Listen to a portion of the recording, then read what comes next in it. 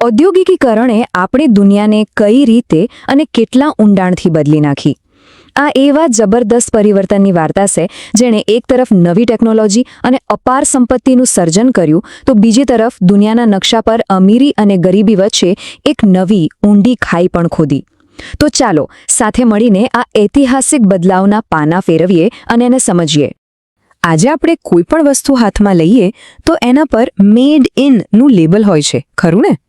પણ ક્યારે વિચાર્યું છે કે એ જમાનામાં શું થતું હશે જ્યારે મોટી મોટી ફેક્ટરીઓ હતી જ નહીં? આ એક સવાલ આપણને સીધા સમયમાં પાછા લઈ જાય છે. એક એવા વિશ્વમાં જ્યાં મેડ ઇનનો અર્થ કોઈ મશીન કે ફેક્ટરી નહીં પણ કોઈ કારીગરનું ઘર અને એનો પરિવાર થતો હતો. ઔદ્યોગિક ક્રાંતિની મોટી મોટી ચીમનીઓમાંથી ધુમાડો નીકળવાનું શરૂ થયું એ પહેલાં પણ ઉત્પાદનનું એક મોટું નેટવર્ક આખી દુનિયામાં ફેલાયેલું હતું. ઇતિહાસકારો આ સમયને એક ખાસ નામથી ઓળખે છે, પ્રોટો ઔદ્યોગિકીકરણ.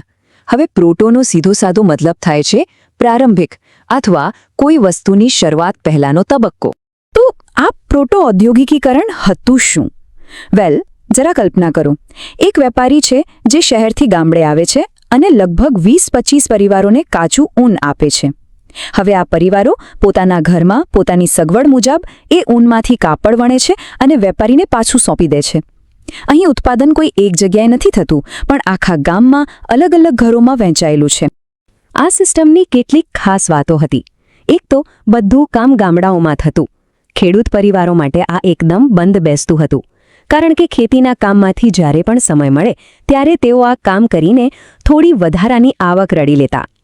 અને સૌથી અદ્ભુત વાત તો એ છે કે ગામડાના કોઈ ખૂણામાં એક નાના ઘરમાં બનેલું એ કાપડ વ્યાપારીઓ દ્વારા લંડન અને પેરિસ જેવા મોટા શહેરોના બજારોમાં વેચાતું હતું. આ ફેક્ટરીઓ વગરનું એક ગ્લોબલ નેટવર્ક હતું. અને પછી બધું બદલાઈ ગયું. ફેક્ટરીઓ આવી. આ માત્ર ઉત્પાદનની રીત નહોતી બદલી રહી. ના, આ તો સમાજ, રાજકારણ અને લોકોના જીવન જીવવાની આખી રીતને જડમૂળથી બદલી રહી હતી. આ ખરેખર એક મહાન પરિવર્તન હતું. ચાલો આ આર્થિક બદલાવને જરા નજીકથી જોઈએ. એક બાજુ હતી ઘર આધારિત વ્યવસ્થા, જ્યાં કારીગર પોતાના ઓજારોનો, પોતાના સમયનો માલિક હતો. અને બીજી બાજુ આવ્યું ફેક્ટરી ઉત્પાદન. હવે કારીગર માલિક ન હતો, એ માત્ર એક મજૂર હતો જે બીજા કોઈની માલિકીની મશીન પર નક્કી કરેલા કલાકો માટે પગાર પર કામ કરતો. બધી જ સત્તા હાથમાંથી સરકીને મશીનના માલિકના હાથમાં જતી રહી. હવે આર્થિક બદલાવની અસર સીધી સમાજ પર પડવાની જ હતી. જ્યાં લોકોનું જીવન સૂરજના ઉગવા અને આથમવા સાથે જોડાયેલું હતું, ત્યાં હવે જીવન ફેક્ટરીના ભોપું અને ઘડિયાળના કાંટા પર ચાલવા લાગ્યું.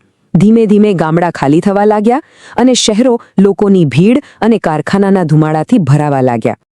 અને રાજકારણ આમાંથી કેવી રીતે બાકાત રહી શકે? પહેલા જેની પાસે વધુ જમીન એ વધુ શક્તિશાળી. સત્તા જમીનદારોને રાજા મહારાજાઓ પાસે હતી. પણ હવે સત્તાનું ત્રાજવું ધીમે ધીમે જમીનદારો પાસેથી ખસીને નવા ઉદ્યોગપતિઓ, ફેક્ટરી માલિકો તરફ ઝૂકી ગયું. હવે પૈસો અને રાજકીય તાકાત બંને ફેક્ટરીની ચીમનીઓમાંથી જન્મી રહ્યા હતા.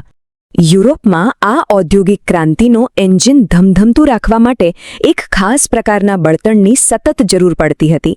અને એ બળતણ બીજું કંઈ નહીં પણ સંસ્થાનો હતા. હકીકતમાં ઔદ્યોગિક વિકાસ અને સંસ્થાનવાદ એક જ સિક્કાની બે બાજુ જેવા હતા, એકબીજા વગર અધૂરા. જુઓ, આ કોઈ અકસ્માત નહોતો, પણ એકદમ ચતુરાઈથી ગોઠવેલું આર્થિક ચક્ર હતું. સિસ્ટમ બહુ સિમ્પલ હતી. સંસ્થાનોમાંથી પાણીના ભાવે કપાસ જેવો કાચો માલ લઈ જવાનો, એને બ્રિટનની ફેક્ટરીઓમાં મોંઘા કાપડમાં ફેરવવાનો અને પછી એ જ તૈયાર થયેલો માલ ઊંચા ભાવે પાછો સંસ્થાનોમાં જ વેચી દેવાનો. આ એક એવું બંધિયાર બજાર હતું જેમાંથી બહાર નીકળવાનો કોઈ રસ્તો જ નહોતો. અને આ કોઈ છુપી વાત નહોતી, એ લોકો ખુલ્લેઆમ કહેતા હતા. આ શબ્દો સ્પષ્ટપણે બતાવે છે કે સંસ્થાનોને એક સ્વતંત્ર દેશ તરીકે નહીં પણ માત્ર સામ્રાજ્યના આર્થિક હેતો પૂરા કરવાના એક સાધન તરીકે જ જોવામાં આવતા હતા. એમનું કામ બસ સેવા કરવાનું હતું. આખી દુનિયામાં આ પ્રક્રિયાની જો કોઈ દેશ પર સૌથી ઊંડી અને કદાચ સૌથી દુઃખદ અસર થઈ હોય તો એ હતું ભારત. ભારત જે એક સમયે દુનિયાનું વર્કશોપ એટલે કે કાપડનું કારખાનું ગણાતું હતું, એ કેવી રીતે માત્ર એક બજાર બનીને રહી ગયું એ સમજવા જેવી વાત છે. જરા આ ચાર્ટ પર નજર નાખો. લગભગ 1750ની આસપાસ દુનિયાભરમાં વેચાતા કાપડમાં ભારતનો હિસ્સો સૌથી મોટો હતો. પણ માત્ર 100 જ વર્ષમાં 1850 આવતા સુધીમાં આ આંકડો તળિયે બેસી ગયો, લગભગ ખતમ થવાની અણી પર. આ ખાલી આંકડા નથી, આ લાખો કુશળ કારીગરોના તૂટેલા સાળ અને એમના પરિવારોના વિખેરાઈ ગયેલા સપનાઓની કહાણી છે. આ કોષ્ટક આખી વાર્તાનો સાર કહી દે છે, એકદમ સ્પષ્ટ. જે સમયે બ્રિટનમાં નવી નવી ફેક્ટરીઓ ખુલી રહી હતી અને લોકોને નોકરીઓ મળી રહી હતી, એ જ સમયે ભારતમાં લાખો વણકરો અને કાંતનારાઓ બેરોજગાર બની રહ્યા હતા. અને સૌથી મોટી વક્રતા તો જુઓ, જે દેશ આખી દુનિયાને શ્રેષ્ઠ કપડાં પૂરા પાડતો હતો, એણે હવે બ્રિટનની મિલોમાં બનેલા કાપડની આયાત કરવા મજબૂર કરવામાં આવ્યો. તો આનો મતલબ શું થયો? આનો સીધો અને સચોટ મતલબ એ છે કે બ્રિટનમાં જે થયું એ ઔદ્યોગિકીકરણ હતું, પણ એની સીધી કિંમત ચૂકવીને ભારતમાં જે થયું એ બિન ઔદ્યોગિકીકરણ હતું. એટલે કે એક જગ્યાએ ઉદ્યોગોનો વિકાસ, બીજી જગ્યાએ ચાલતા ઉદ્યોગોના વિનાશ પર ટકેલો હતો. તો શું આપણે આ ઔદ્યોગિક યુગને માત્ર પ્રગતિ અને વિકાસના પ્રતીક તરીકે જોવો જોઈએ, કે પછી એની પાછળ છુપાયેલી હકીકતોને પણ સમજવી જોઈએ? એનો વારસો ખૂબ જટિલ છે અને એના પર વિચાર કરવો ખરેખર જરૂરી છે. આ સમગ્ર ચર્ચાનો સાર કદાચ એ જ છે કે ઔદ્યોગિક ક્રાંતિએ માનવજાતને ઘણી નવી ભેટ આપી, ટેકનોલોજીમાં આગળ વધાર્યું, એ વાતમાં કોઈ શંકા નથી. પણ એ હંમેશા યાદ રાખવું રહ્યું કે પ્રગતિની આ ભવ્ય દેખાતી ઇમારતનો પાયો વૈશ્વિક અસમાનતા અને કરોડો લોકોના શોષણની ઈંટોથી ચણાયો હતો. તો અંતે સવાલ એ જ ઊભો રહે છે, આ ઔદ્યોગિકીકરણે આપણી દુનિયાને જે આધુનિક સ્વરૂપ આપ્યું, એ પ્રગતિની અસલી કિંમત કોણે અને કેવી રીતે ચૂકવી? આ એક એવો સવાલ છે જેનો જવાબ આપણને માત્ર ભૂતકાળને સમજવામાં જ નહીં, પણ આપણા આજના વિશ્વને વધુ સારી રીતે જોવામાં પણ મદદ કરે છે.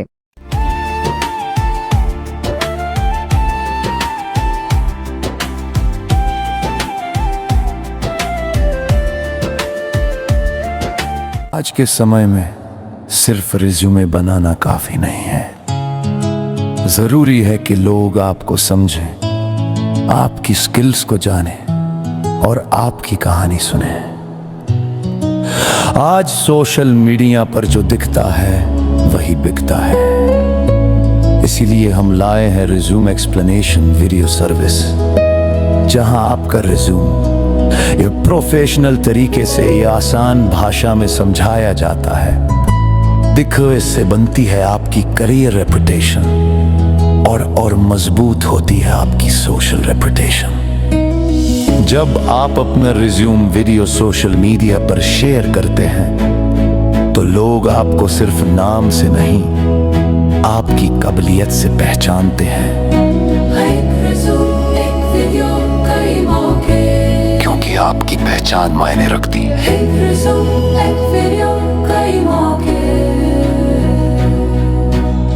क्योंकि आपकी पहचान मायने रखती है. हर सफल डिजिटल समाधान के पीछे एक सोच होती है, एक अनुभव होता है और एक यात्रा होती है. यह यात्रा है रविकांत की. रविकांत एक ऐसे प्रोफेशनल हैं जिन्होंने टेक्नोलॉजी को सिर्फ कोड तक सीमित नहीं रखा, बल्कि उसे समस्याओं का समाधान बनाया. साल 2009, यहीं से शुरू होती है उनकी कहानी. एक सॉफ्टवेयर डेवलपर के रूप में उन्होंने CRM और एंटरप्राइज सॉफ्टवेयर सिस्टम्स पर काम किया. .NET टेक्नोलॉजी उनकी तकनीकी नींव बनी. साल 2012 में उनकी भूमिका बदलती है. वे सरकारी क्षेत्र से जुड़ते हैं और BTAST प्रोजेक्ट के अंतर्गत डिस्ट्रिक्ट IT कंसल्टेंट बनते हैं. यह परियोजना बिहार सरकार और DFID यूनाइटेड किंगडम के सहयोग से चलाई जा रही थी. यहां उन्होंने सीखा कि टेक्नोलॉजी नीतियों को कैसे लागू करती है और सिस्टम लाखों लोगों को कैसे प्रभावित करते हैं. साल 2014, एक नया अध्याय. रविकांत केयर इंडिया से जुड़ते हैं, एक वैश्विक संगठन जो स्वास्थ्य, शिक्षा और सामाजिक विकास के क्षेत्र में दुनिया भर में कार्य करता है. यह अनुभव उनके दृष्टिकोण को और व्यापक बनाता है. साल 2015 में वे software education and research private limited का हिस्सा बनते हैं. यहां वे शिक्षा, स्वास्थ्य, चुनाव, पुलिस और वित्त विभाग जैसी महत्वपूर्ण सरकारी परियोजनाओं पर काम करते हैं. यह चरण उनकी तकनीकी परिपक्वता को नई ऊंचाइयों तक ले जाता है। साल 2016 अंतरराष्ट्रीय अनुभव। रविकांत IPE ग्लोबल के साथ काम करते हैं, एक संस्था जो 100 से अधिक देशों में विकास परियोजनाएं संचालित करती है। लेकिन साल 2017 में एक बड़ा निर्णय लिया जाता है, स्वतंत्र रूप से कुछ अपना बनाने का। परिवार, मित्रों और प्रोफेशनल पार्टनर्स के सहयोग से वे कस्टम सॉफ्टवेयर और वेबसाइट डेवलपमेंट की सेवाएं शुरू करते हैं। साल 2018 से उनका फोकस स्पष्ट होता है, स्कूल ERP सॉल्यूशंस, ऐसे समाधान जो स्कूलों के शैक्षणिक और प्रशासनिक कार्यों को डिजिटल, सरल और प्रभावी बनाते हैं। साल 2019 में सफल साझेदारियों के साथ यह कार्य और तेजी से आगे बढ़ता है। आज रविकांत एक बिजनेस सॉल्यूशंस प्रोवाइडर हैं। वे प्रदान करते हैं school ERP solutions, customized software development, mobile app development, professional advertisement, video making. हर प्रोजेक्ट में अनुभव, समर्पण और गुणवत्ता झलकती है। उनका personal app Ravikant Google play store पर उपलब्ध है और उनका YouTube चैनल ज्ञान, टेक्नोलॉजी और रचनात्मकता का एक डिजिटल मंच है। दुर्गापुर, पश्चिम बंगाल से वे देश और संस्थानों के लिए डिजिटल समाधान बना रहे हैं। ये कहानी सिर्फ बीते वर्षों की नहीं है, ये कहानी है भविष्य को डिजिटल रूप देने की। रविकांत उन प्रोफेशनल्स में से हैं जो टेक्नोलॉजी को भरोसे के साथ जोड़ते हैं। आज रविकांत उन नामों में से एक है जिन पर संस्थाएं भरोसा करती हैं, क्योंकि यहां सिर्फ सॉफ्टवेयर नहीं बनते, यहां समाधान तैयार होते हैं।